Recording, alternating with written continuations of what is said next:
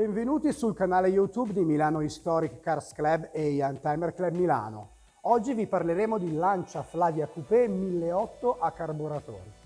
Ma prima non dimenticate di lasciare un like a questo video e di iscrivervi al nostro canale YouTube. Lancia Flavia Coupé vede l'inizio della sua commercializzazione nel 1964. Termina la commercializzazione nel 1971, cambiando addirittura nome, diventando Lancia Coupé 2000.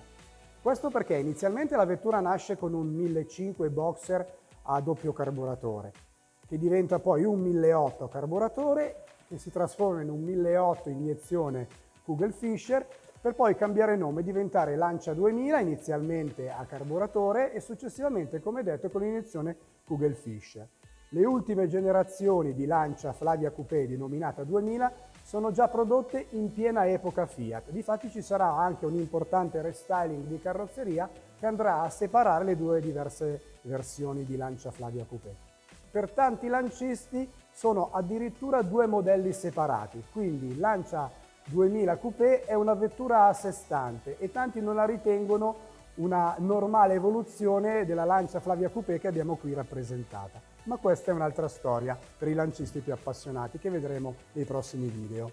Lancia Flavia Coupé è equipaggiata con un nuovissimo motore, un 1500 a doppio carburatore boxer realizzato con delle leghe leggerissime e molto costose per il periodo. Successivamente, come detto, c'è stato un upgrade di potenza e di cilindrata che porta la Lancia Flavia Coupé alla motorizzazione 1008, che è quella che poi verrà più venduta ed è quella che più rappresenta il modello Lancia Flavia Coupé. Il motore è montato su una culla, su uno speciale telaio sulla parte anteriore.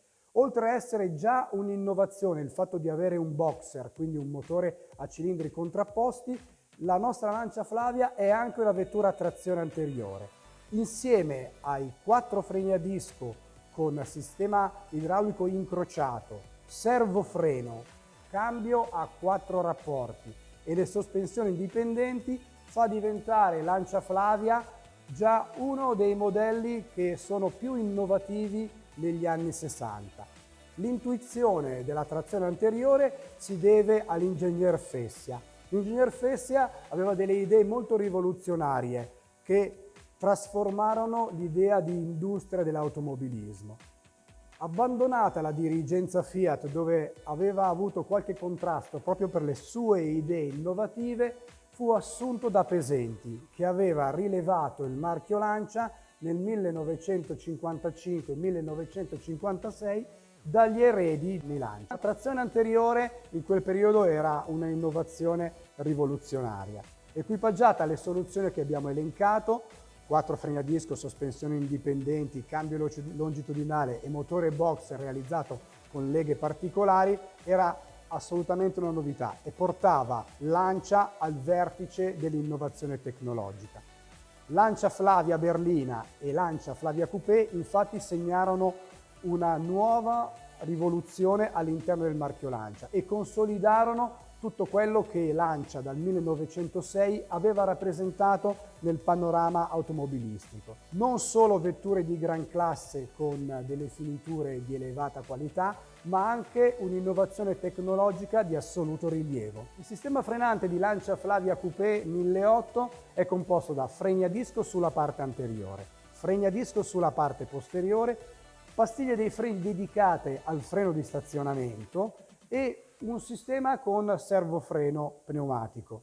Inoltre è composto da un rivoluzionario sistema di ripartizione della frenata denominato Super Duplex, che consente una distribuzione incrociata del flusso della pressione del pedale dei freni alle ruote. Il cambio è a 4 rapporti con retromarcia. Sulla versione 1008 che abbiamo qui è a cloche a pavimento. Il motore, come detto, è un 1008 4 cilindri boxer, cioè a cilindri contrapposti che si muovono dall'interno verso l'esterno in maniera contrapposta fra la bancata di sinistra e la bancata di destra. E un unico carburatore prepara la miscela per entrambe le testate. Il motore inoltre è accolto in uno speciale telaio che è posizionato in una soluzione più ribassata rispetto al baricentro della vettura. Questo consente di avere un'ottima distribuzione dei pesi, una guidabilità e un comfort eccezionale, anche perché è appoggiato per la prima volta in questo telaio su dei 4 supporti elastici che consentono di ridurre ulteriormente le già minime vibrazioni che il motore boxer, per la sua stessa architettura meccanica, è in grado di produrre. Come tutte le Lancia, anche l'abitacolo è assolutamente ricco, elegante ma sobrio. Un volante in legno a 3 razze dove sul pulsante del clacson campeggia il fregio del glorioso marchio. A sinistra del volante la pulsantiera ricchissima di funzioni che consentono di attivare luci abbaglianti, anabaglianti, la retroilluminazione del cruscotto, i tergicristalli e tutti quei dispositivi elettrici che servivano all'epoca. Nel quadro strumenti troviamo il contachilometri con la tipica soluzione a nastro, mentre il contagiri era chiuso in un orologio circolare alla destra del contachilometri. In basso, in orologi rettangolari, troviamo lo strumento che indica il livello del carburante, la temperatura dell'acqua e gli ampere di carica del sistema elettrico, che su questa vettura era già ad alternatore. Il comfort dei passeggeri era assicurato da comodi sedili imbottiti di moderna gomma piuma. I rivestimenti potevano essere il classico ed elegante panno Lancia, la pelle oppure il tessuto vinilico elasticizzato. Tutti i rivestimenti erano sempre proposti in eleganti abbinamenti in tonalità con la carrozzeria esterna. L'esemplare che abbiamo qui e che vi stiamo presentando ha la selleria rivestita in tessuto vinilico elasticizzato color cuoio abbinato al colore esterno blu Mendoza. Il design di Lancia Flavia Coupé è stato curato da Pininfarina, così come la sua costruzione, che avviene proprio all'interno degli stabilimenti della famosa carrozzeria. Mentre invece la berlina veniva prodotta inizialmente all'interno dello stabilimento di Borgo San Paolo di Lancia e poi nel nuovissimo stabilimento che vide i natali nel 1961 a Chivasso, sempre del glorioso marchio torinese. Pininfarina è riuscito a dare a questo coupé una linea filante e anche emozionante, un vero punto di riferimento in quel periodo tra le vetture di questa categoria. È un 3 volumi dal tipico sapore italiano, linea filante, e grazie alla disposizione del motore, come già detto, con un baricentro abbassato rispetto al corpo vettura, anche il muso ha una forma più piatta e una linea molto più filante. Quindi un vero coupé italiano ammirato in tutto il mondo. La vettura non fu mai considerata un vero puro sangue, ma più che altro un elegante gran turismo in grado di emozionare grazie alle sue doti di guidabilità, di affidabilità e di tutto quello che rappresentava il marchio Lancia in quel periodo. Innovazione tecnica ai vertici della produzione mondiale e la qualità delle finiture e dei materiali che equipaggiavano non solo le linee esterne, ma anche tutto quello che serviva alla qualità della vita a bordo. Lancia Flavia Coupé fu la prima vettura della neonata squadra HF Corse di Cesare Florio. Grazie alle sue doti di guidabilità e di affidabilità, questa vettura consentì al marchio Lancia e alla neonata scuderia HF di conseguire il titolo iridato del Rally dei Fiori, quello che poi sarebbe diventato il famosissimo Rally di Sanremo.